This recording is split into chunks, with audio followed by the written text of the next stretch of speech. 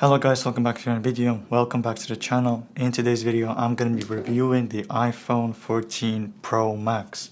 I've been using this phone for the past 4 months or so, and I'm going to be telling you if you should upgrade to maybe the best phone you can buy this year. So let's begin. Okay, so let's first start talking about the design. The iPhone's design this year again has been majorly unchanged, like with the standard models and the Pro models. Literally, the standard models look exactly the same as their previous models, with the exception of colors. And of course, we get the new plus size. The Pro models, on the other hand, get a bigger camera bump, and we'll talk about that later, and of course, the new dynamic island. Still no USB-C for this iPhone's tier.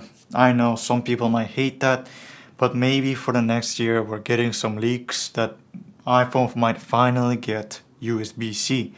We'll just have to wait and see. Also, you get a new color this year, deep purple. It's a very nice color because in dark conditions it looks like black, but when it is light outside it's like a really nice dark purple, and it's not into your face purple. So that's why what I like about this color is it's not that showy, it's quite discreet. But yeah, let's talk about that dynamic island. It's Apple's new notch design. Well, it's technically not a notch, a pill design, which is a new way to interact with your iPhone. It can show battery percentage, Face ID unlock, timers, phone calls, music playback. It is actually quite intuitive and actually quite nice to have, because you don't get banners anymore like you used to for battery percentage every time, which interrupt, or your phone calls just nicely appear on the dynamic island instead of again popping up from the top. It all looks very nice, but I wouldn't say it's something cool. It doesn't really have a wow effect. It's not something that's going to change your iPhone using experience. Still, it is quite intuitive. I like that the timers stay on there and you can always see it, even if you exit the clock app, or music playback is always available there. And if you want to, you're on an app, you want to change a track, you can just click on the pill and it'll bring you back to Apple Music. So yeah, it is a very nice, idea. But again, it's not something that I would upgrade for, if you know what I mean. Let's now talk about the display. It is bang on the buck, still the same display as from last year. Same OLED panel, same size, 6.7 inches, same brightness, literally the same. It is a good display. What more do you want?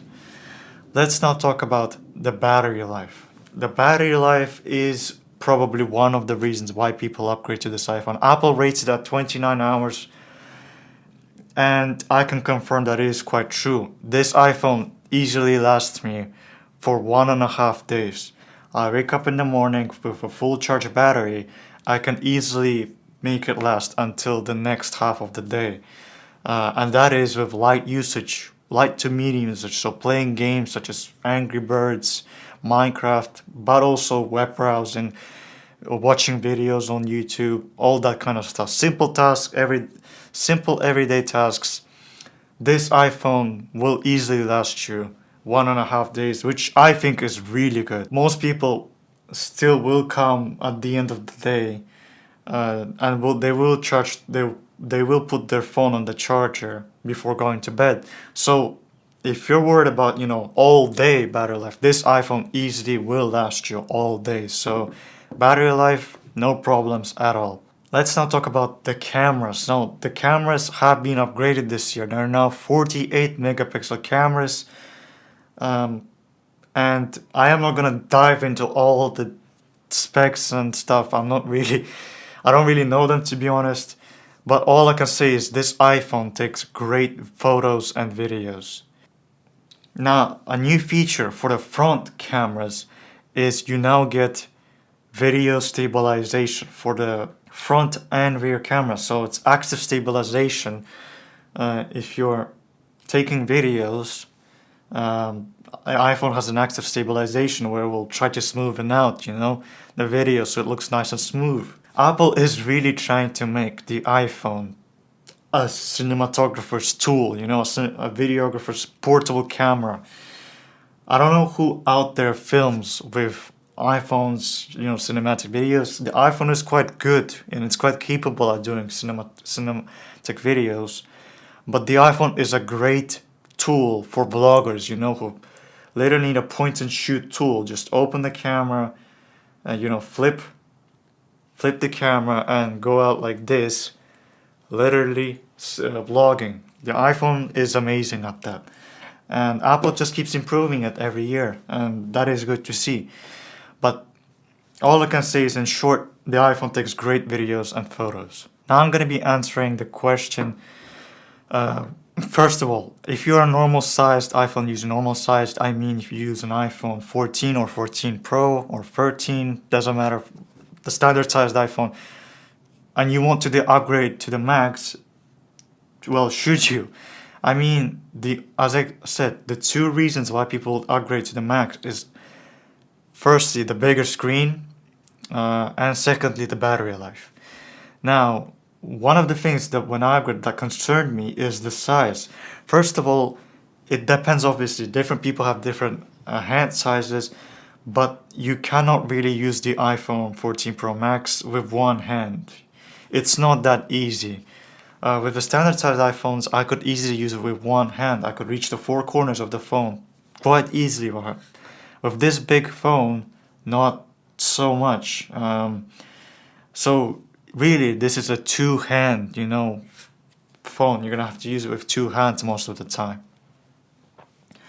And secondly, the second thing that worried me is the weight.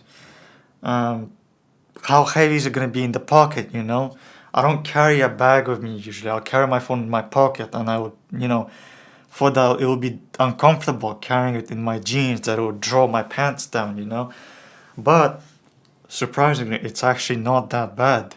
It's lighter than I thought. So carrying this in my pocket is not as bad. Obviously, again, size is also a factor. It could take up quite a lot of space in your pocket. But this is a sacrifice you're going to have to make if you're upgrading to the bigger phone. Now I'm going to be answering the question, should you upgrade to the iPhone 14 Pro Max? Well, it really depends. As I said, two reasons why should you upgrade was the battery life and the screen size. You're not missing out on anything else except these two features. The 14 Pro has the same camera specs. Unlike with the last year's phone where the 13 Pro Max had better cameras than the 13 Pro.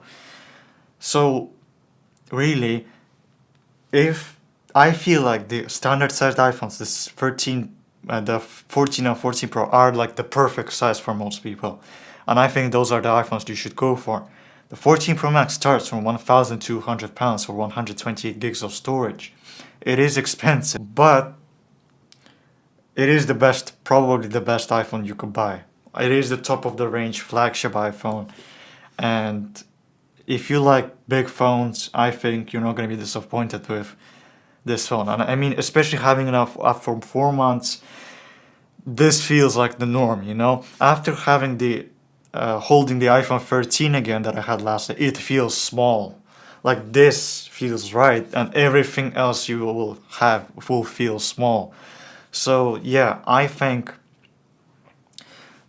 if you want the big screen, the better battery life, you will not be disappointed. It is ultimately the ultimate iPhone.